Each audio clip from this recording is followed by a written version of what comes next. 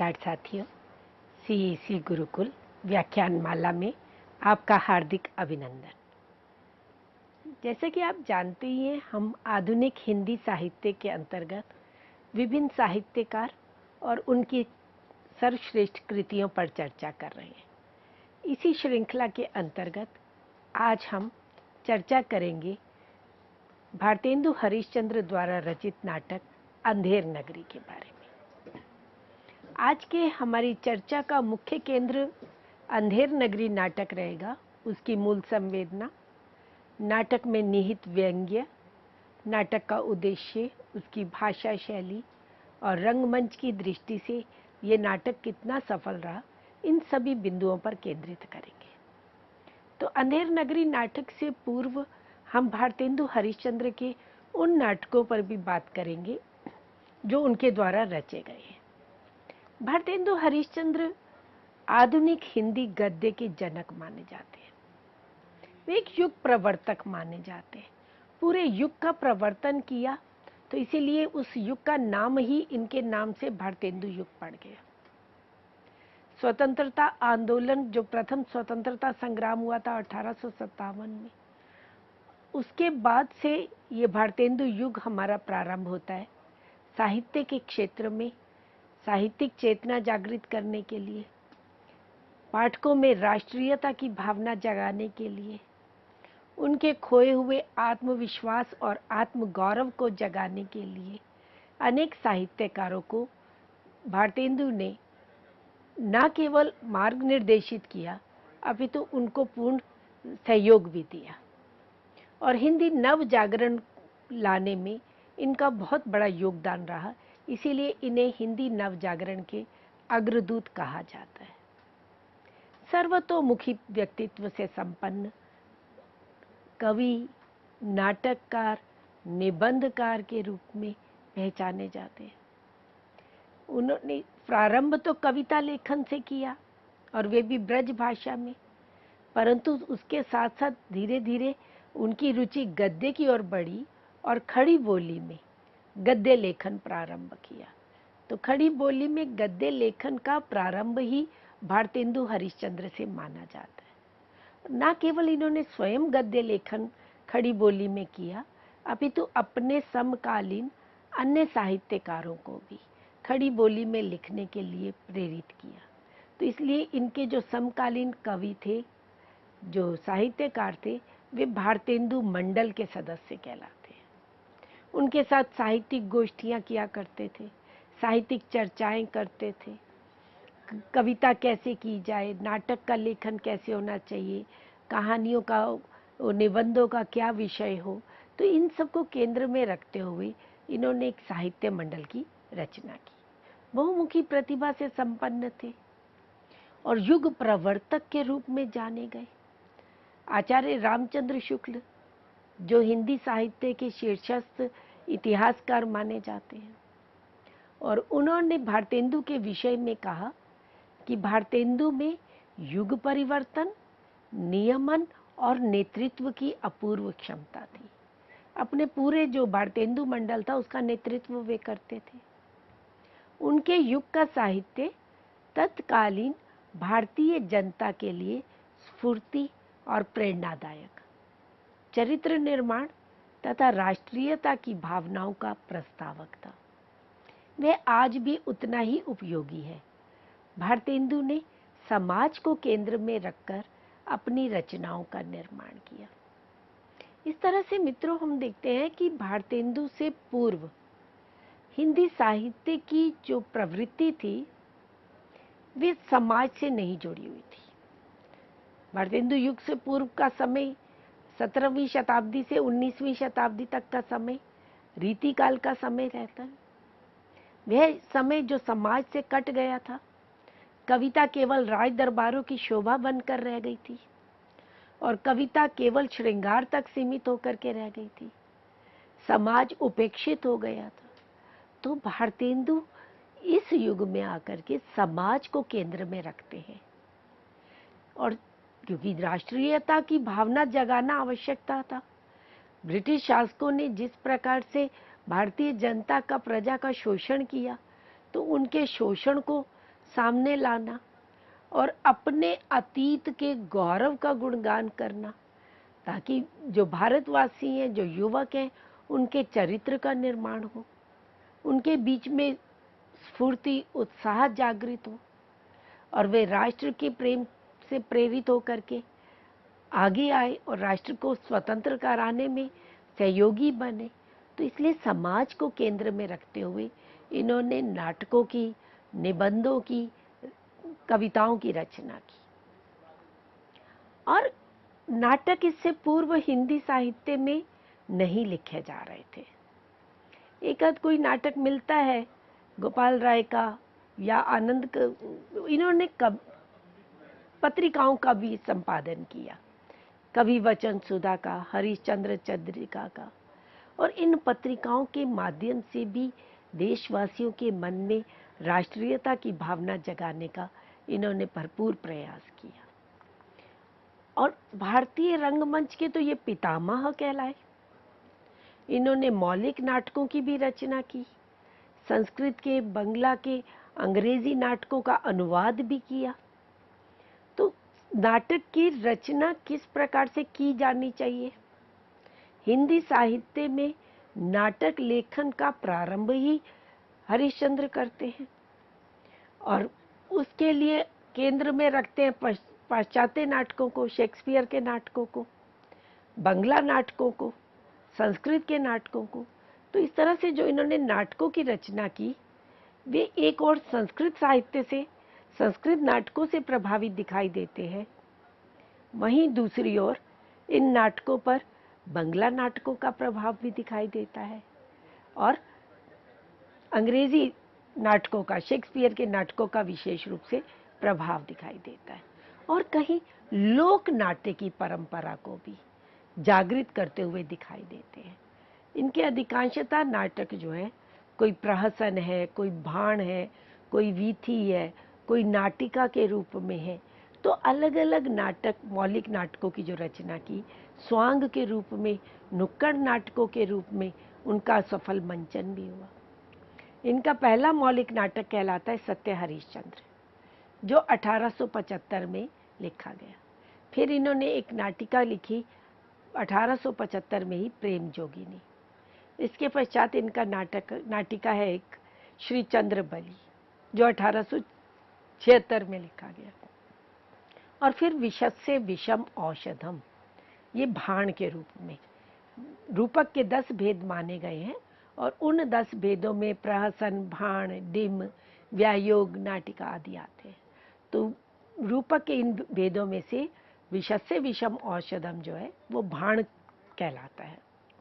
इसी तरह से इनका एक बड़ा प्रसिद्ध नाटक हुआ भारत दुर्दशा, जो 1880 में रचा गया।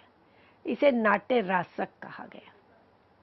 और नील देवी 1881 में, ये ऐतिहासिक गीति रूपक है।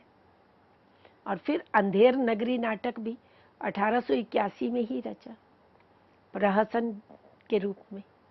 और सती प्रताप 1883 में इसकी रचना कर रहे थे। 4 ही दृश्य लिखे गए थे, तो तभी इनकी मृत्यु हो गई और इस नाटक को इनके मरणोपरांत बाबू राधा कृष्ण दास द्वारा पूर्ण किया गया। तो इस प्रकार से भारतेंदु ने अनेक मौलिक नाटकों की रचना की। इतने कम समय में, मात्र 33 वर्ष की आयु में, अनेक नाटकों की रचना, अनेक कविता संग्रह, अनेक निबंधों की रचना, पत्रिका का संपादन, यात्रा वृत्तांत, आत्मकथा लेखन, तो हर साहित्य की विधा में इन्होंने लेखन कार्य किया। तो इस तरह से सर्वतोमुखी प्रतिभा से संपन्न रहे। और जो संस्कृत के, बंगला के, अंग्रेजी के नाटकों का हिंदी में अनुवाद किया, अनुवाद करने के पीछे उनका उद्देश्य ही यही था कि उन नाटकों को हिंदी में साहित्यकार पाठक पढ़े और हिंदी में उस तरह की नाट्य रचना की ओर प्रेरणा मिले, वे उस ओर प्रेरित हो। तो विद्या सुंदर नाम से इन्होंने नाटक की रचना की। संस्कृत का नाटक था, 1868 में उसका अनुवाद किया, चौर पंचाशिका। इसके यतीन्द्र मोहन ठाकुर कृत बंगला नाटक था, उसका भी हिंदी अनुवाद भारतेंदु हरिश्चंद्र ने किया। ऐसे ही पाखंड विडंबन, कृष्ण मिश्र कृत प्रबोध चंद्रोदय नाटक है, ये एक प्रतीकात्मक नाटक रहा। तो उस प्रतीकात्मक नाटक के तृतीय अंक का ही अनुवाद इन्होंने पाखंड विडंबन से किया। ऐसे ही संस्कृत का एक नाटक रहा धनंजय विजय, उसका अनुवाद 1873 में भारतेंदु हरिश्चंद्र ने किया। ऐसे ही प्राकृत के भी नाटक का अनुवाद किया, कर्पूर मंजरी जो राजशेखर कविकृत प्राकृत का नाटक था, उसका 1875 में भारतेंदु ने अनुवाद किया। और ये सट्टक की श्रेणी में आता है। नाटक के जो विभिन्न रूपक के उपभेद है उनमें इसे सट्टक कहा जाता है। तो इस तरह से अनेक नाटकों का अनुवाद भी किया। और बंगला की भारत माता एक नाट्य गीत था, उसका भारत जननी नाम से हिंदी अनुवाद किया जो बड़ा प्रसिद्ध हुआ। संस्कृत के एक नाटककार हुए विशाख दत्त, उन्होंने मुद्रा राक्षस की रचना की थी। राजनीति परक नाटक है और राजनीति परक नाटकों की परंपरा संस्कृत में विशाख दत्त से ही प्रारंभ होती है और उसी का अनुवाद भारतेंदु ने मुद्रा राक्षस नाम से ही किया। कुछ नाटक तो भारतेंदु ने इस तरह से लिखे कि नाटक का नाम वही रहने दिया जो संस्कृत में या बंगला में था, परंतु कुछ अंग्रेजी के नाटकों का जब वे हिंदी में अनुवाद करते हैं तो ना केवल पात्रों का नाम का भी रूपांतरण करते हैं, अपितु शीर्षक का भी रूपांतरण कर देते हैं। जैसे शेक्सपियर का नाटक है मर्चेंट ऑफ वेनिस, और इसका अनुवाद भारतेंदु दुर्लभ बंधु नाम से करते हैं। तो शीर्षक भी बदलते हैं और पात्रों के नाम भी बदल देते हैं। तो भारत की संस्कृति के अनुसार, भारत की सभ्यता के अनुसार यहाँ के जो नाम की एक परंपरा है उसको देखते हुए इन्होंने नाटक के शीर्षक और पात्रों के नामों में परिवर्तन कर दिया और इस तरह से शेक्सपियर के नाटकों का भी हिंदी में अनुवाद किया। तो ये तो मित्रों अभी हमने बात की कि भारतेंदु ने कौन कौन से मौलिक नाटकों की रचना की और कौन कौन से बंगला का या संस्कृत का या अंग्रेजी नाटकों का हिंदी में अनुवाद किया। और इनके नाटक अधिकांशतः पत्रिकाओं में प्रकाशित भी पहले हुए थे, स्वतंत्र रूप से उनका प्रकाशन बाद में हुआ। तो दो मुख्य नाटक इनके कहलाते हैं, एक भारत दुर्दशा और एक अंधेर नगरी। और दोनों ही नाटकों में इन्होंने एक में भारत की दुर्दशा का वर्णन किया है ब्रिटिश शासक के चलते हुए, और ब्रिटिश शासक के कारण जो राजनीतिक व्यवस्था थी, जो उसके कारण सामाजिक व्यवस्था बनी, उसको केंद्र में रखते हुए इन्होंने अंधेर नगरी नाटक की रचना की। ये एक सर्वश्रेष्ठ प्रहसन कहलाता है। इसकी रचना 1881 में की गई। ये नाटक बहुत कुछ लोक नाट्य परंपरा पर आधारित है, एक लोक कथा पर आधारित, बड़ा जीवंत, सार्थक, समकालीन, युग यथार्थ को प्रस्तुत करने वाला नाटक है। और इस नाटक के चाहे हम पात्र देखें, हम दृश्यों को देखें, नाटक के स्थान को देखें, उसके कथ्य को देखें, सभी दृष्टियों से ये अपने समकालीन युग की एक यथार्थ अभिव्यक्ति प्रस्तुत करने वाला नाटक रहा। छोटा सा नाटक है।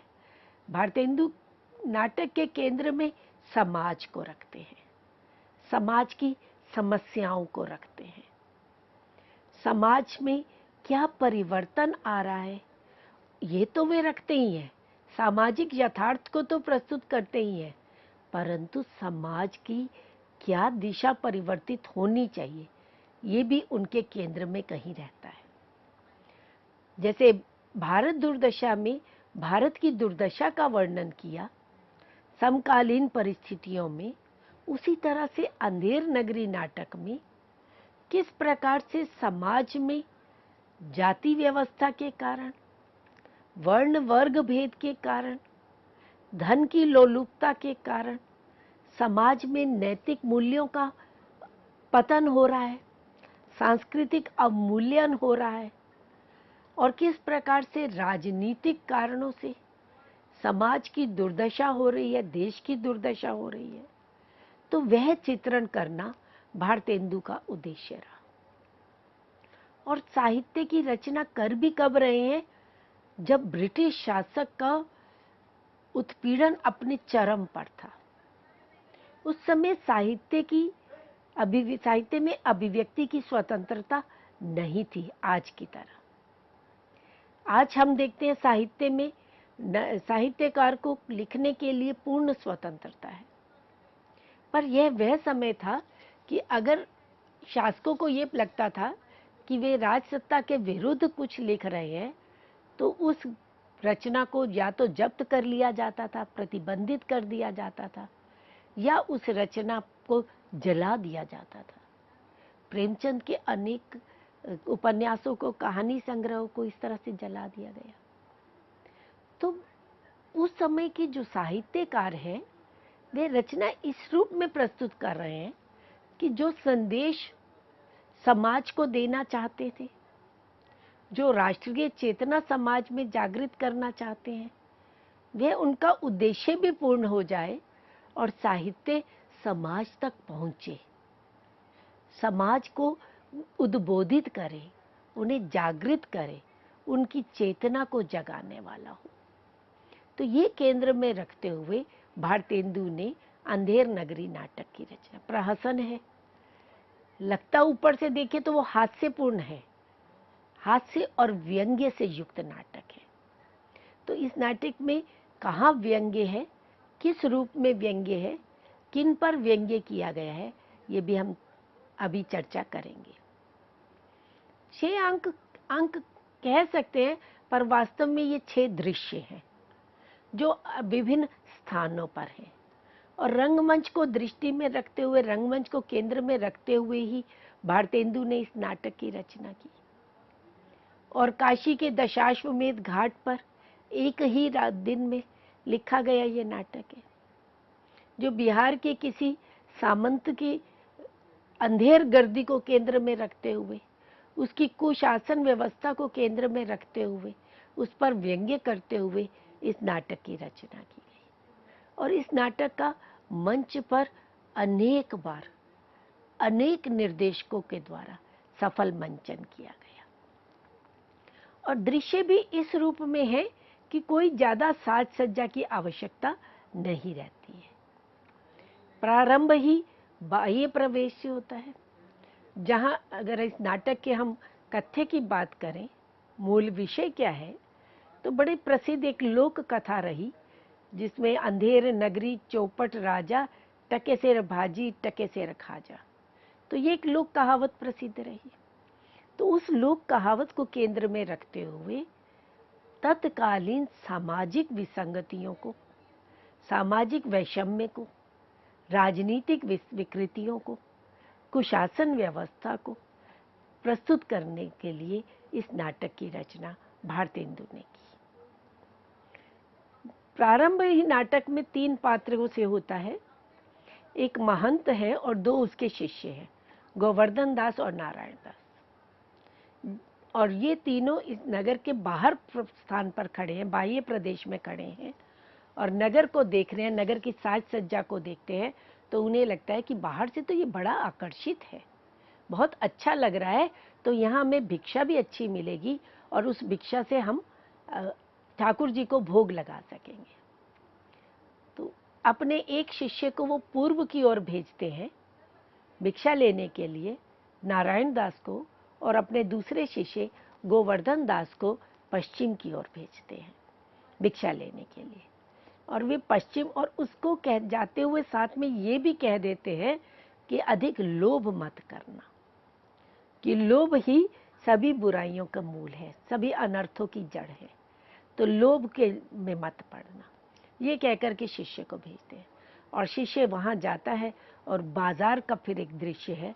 बाजार में अलग अलग बेचने वाले बैठे हैं जो उपभोक्ताओं को अपनी ओर आकर्षित कर रहे हैं। कुंजड़िन है, सब्जी बेचने वाली है, चूरन बेचने वाला है, और ब्राह्मण है, अलग अलग पाचक है, अलग अलग वहाँ पर बेचने वाले बैठे हुए हैं, और जो अपने अपने सामान को बेचने के लिए, मिठाई वाला है, हलवाई है, तो हर चीज़ वहाँ पर टका सेर मिल रही है। महंगी से महंगी वस्तु भी और सस्ती से सस्ती वस्तु भी, हर वस्तु टका सेर मिल रही है। तो गोवर्धन दास जब ये देखता है हर चीज़ को कि वो इतना सस्ता है, तो वे उसके मन में लोभ आ जाता है, और वे वहाँ से, उसके पास 7 पैसे हैं और 3 सेर 3.5 सेर मिठाई लेकर के और आता है। और तीसरा दृश्य फिर अरण्य का दिखाते हैं, जहाँ महंत के पास दोनों शिष्य आते हैं, और फिर वे बताता है कि इस नगर में तो सब कुछ टका सेर मिलता है, और वो फिर भी मिठाई देता है। तो महंत उसको समझाते हैं, सचेत करते हैं, सजग करते हैं कि जहाँ योग्यता की परख नहीं है, जहाँ गुणों की परख नहीं है, वहाँ नहीं रहना चाहिए, वो हानिकारक ही होता है। तो इसलिए इस नगर में रहना ठीक नहीं है, तो यहाँ से चले जाना चाहिए। पर गोवर्धन के मन में लालच आ जाता है और वह उसी नगर में ही ठहर जाता है, वे जाने के लिए मना कर देता है। और महंत जाते जाते भी यही कह देते हैं, क्योंकि गुरु का कर्तव्य होता है शिष्य को सही मार्ग दिखाना। जब शिष्य नहीं मानता तो गुरु उसको उसके हाल पर छोड़ देते हैं, और फिर भी ये कह कर जाते हैं, जब भी मेरी आवश्यकता हो मुझे स्मरण करना, मैं सहायता के लिए आ जाऊँ। फिर राजसभा का दृश्य दिखाते हैं, जहाँ का राजा विवेकहीन है, विवेक शून्य है, और जो सत्ता लोलुप है, और वह राजा जो किसी भी प्रकार से योग्य नहीं है, और उस राजा की न्याय व्यवस्था पर व्यंग्य करते हुए फिर ये नाटक प्रस्तुत किया जाता है कि कैसे बकरी के मर जाने पर, दीवार की गिर जाने से और बकरी के मर जाने से वो दीवार को फांसी देने की आज्ञा दे देता है। वो कहते दीवार नहीं आ सकती तो दीवार को बनाने वाले की आपको, फिर चूने वाले को, फिर कारीगर को, और इस तरह से करते करते भिश्ती को, कोतवाल को, सबको वो दंड देने के लिए बुलाता रहता है। तो किस प्रकार से एक अयोग्य राजा के हाथ में जब सत्ता आ जाती है, तो वो उस सत्ता के कारण प्रजा का कैसे उत्पीड़न होता है, उसका एक यथार्थ चित्र भारतेंदु यहाँ नाटक में प्रस्तुत करते हैं। और कोतवाल को जब फांसी की सज़ा दी जाती है, तो फांसी का फंदा लाया जाता है, और उसके गले में वे फांसी का फंदा नहीं आ पाता, क्योंकि वो कोतवाल जो है वो कमज़ोर है और फांसी का फंदा गला बड़ा है। तो ये राजा के द्वारा आज्ञा दी जाती है कि जिसके गले में ये फांसी का फंदा पूरा आ जाता हो, उसको सजा दी जाए, उसको फांसी पर लटका दिया जाए।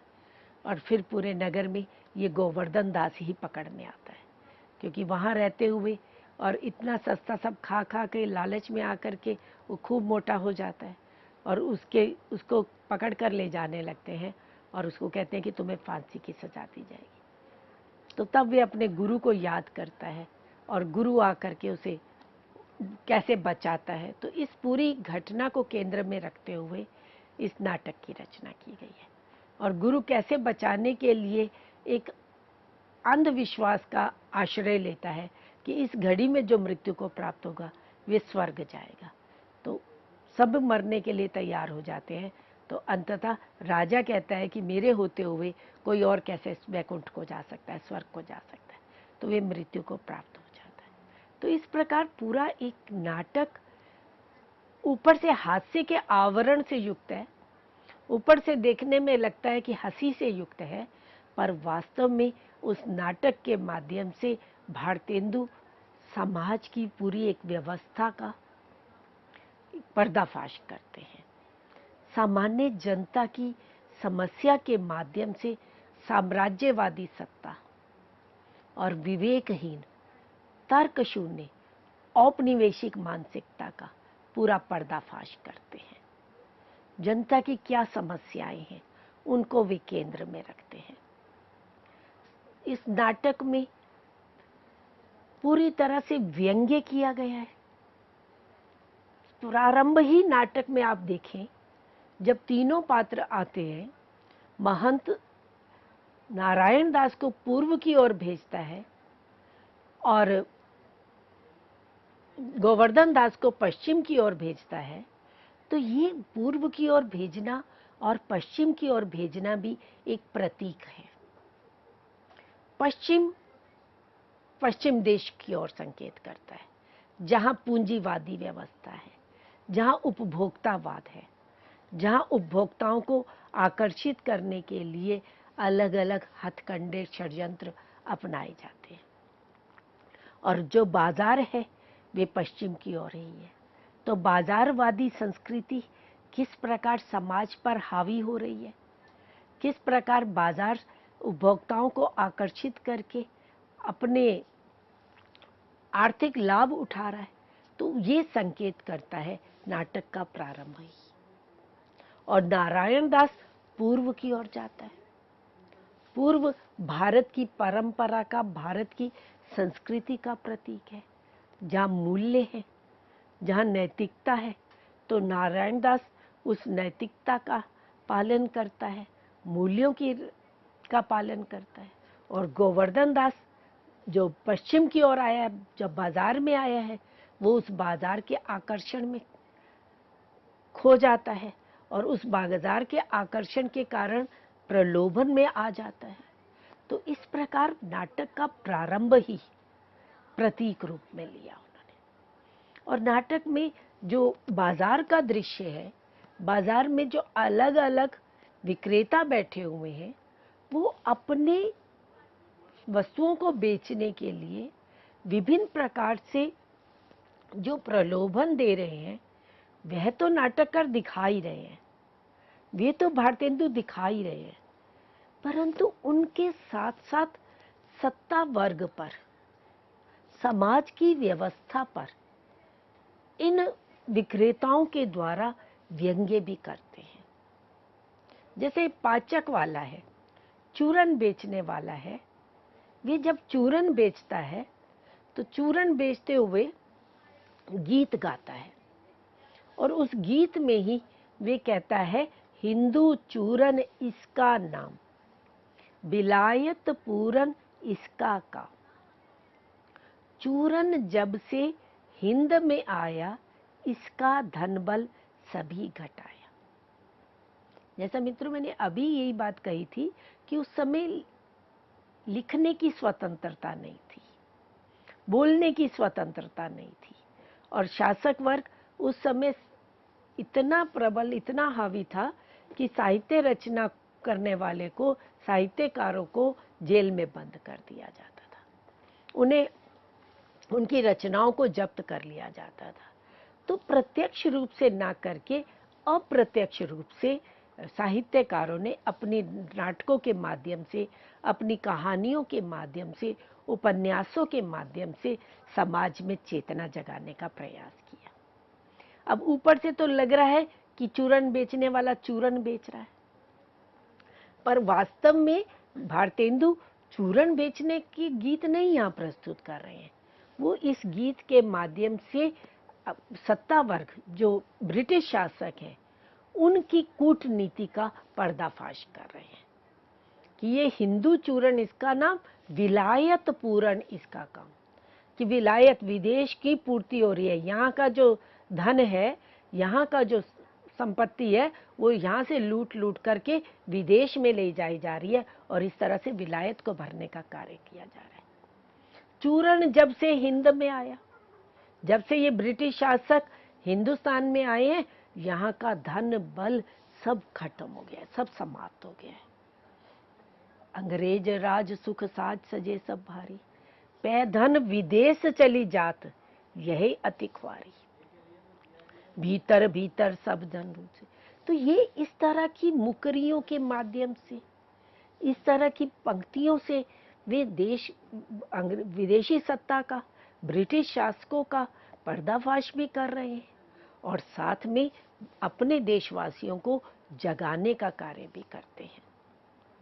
शासक वर्ग के द्वारा जो अंधेर गर्दी कर रखी थी, ब्रिटिश शासक किस प्रकार से अपने न्याय की व्यवस्था के द्वारा प्रजा का शोषण कर रहे थे, उसका साक्षात चित्र वे इस नाटक में प्रस्तुत करते हैं गीत के माध्यम से, कि धर्म अधर्म एक दरसाई, राजा करे सो न्याय सदाई, कि बस राजा जो कह दे वही न्याय है, और यहाँ पर कोई धर्म अधर्म दोनों की स्थिति एक जैसी है। और सत्ता कैसी है? भीतर स्वाहा बाहर साधे। बाहर से तो देखने में अच्छे आकर्षक लग रहे हैं, पर भीतर ही भीतर सब कुछ लूटते चले जा रहे हैं। राज करही अमले अरु प्यादे। और कौन राज यहाँ कर रहे हैं? अमले और प्यादे यहाँ राज करे। अंधाधुंध मच्यो सब देशा। चारों ओर अंधाधुंध अंधेर गर्दी मची हुई है, अन्यायी अन्याय हो रहा है। मानव राजा रहत विदेशा, कि राजा जो है विदेश में रहता है। राजा जब अपने देश में रहता है, प्रजा के समक्ष रहता है, तो वे प्रजा की समस्याओं को समझता है, प्रजा के कष्ट को जानता है और उसको दूर करने का प्रयास करता है। परंतु जब भारतेंदु युग था तब तो कंपनी राज था, और जो महारानी विक्टोरिया थी वो इंग्लैंड में थी। तो महारानी विक्टोरिया को तो पता ही नहीं था कि उसके अमले और प्यादे जो हैं वो यहाँ पर क्या अन्याय कर रहे हैं, किस प्रकार से प्रजा का उत्पीड़न कर रहे हैं। तो इस तरह से शासन व्यवस्था में पूरी अंधेर गर्दी मची हुई है। तो शासक वर्ग की अंधेर गर्दी पर व्यंग्य प्रस्तुत किया। तो इसी चर्चा को हम अपने अगले व्याख्यान में आगे कंटिन्यू करेंगे। तब तक के लिए धन्यवाद।